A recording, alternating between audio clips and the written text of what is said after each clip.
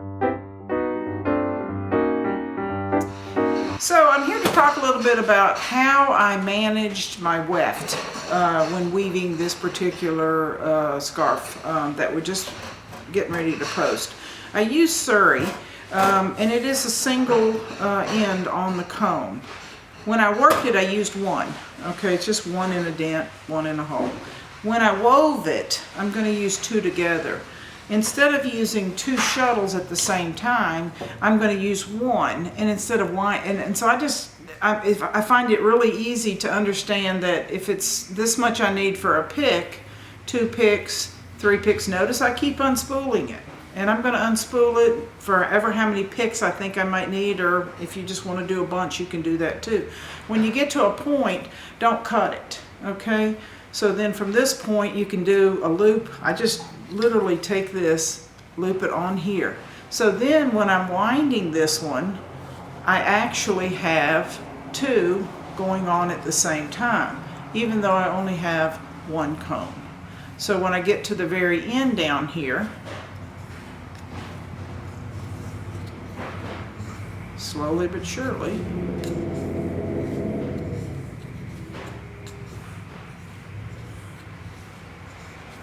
whoops. So here's the end that I started with. I'm going to do this specifically. I'm not going to cut it here. I'm actually going to cut it a little longer, okay? I want them staggered, okay? Just like that. There's a reason for that. And now I'm going to show you on the loom why this is important, because I'm using doubles. All right, so right now I have the shuttle. I have run out of thread, my weft thread, okay? Notice it's tapered.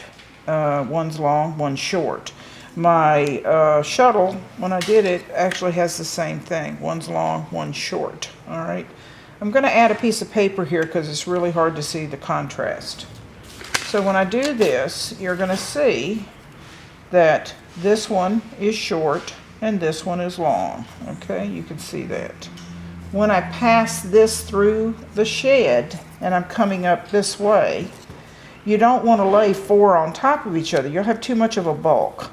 So what you're doing is you're going to take and stagger them so that you'll always have 2 threads here, 2 threads here. You might have a smidge right here where they all joined, and then right here. But overall, you're going to have one continual thickness is the main objective to this when you're using doubles.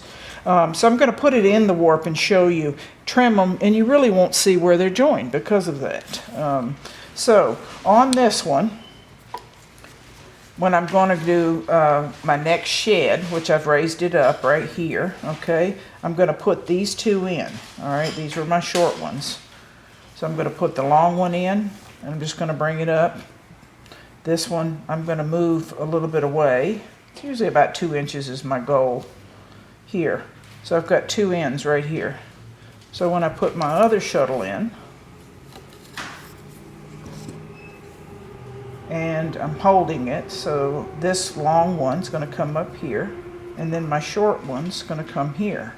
So I have 2, 2, 2. Now I'm going to beat it and go back down. I'm going to put my other one in.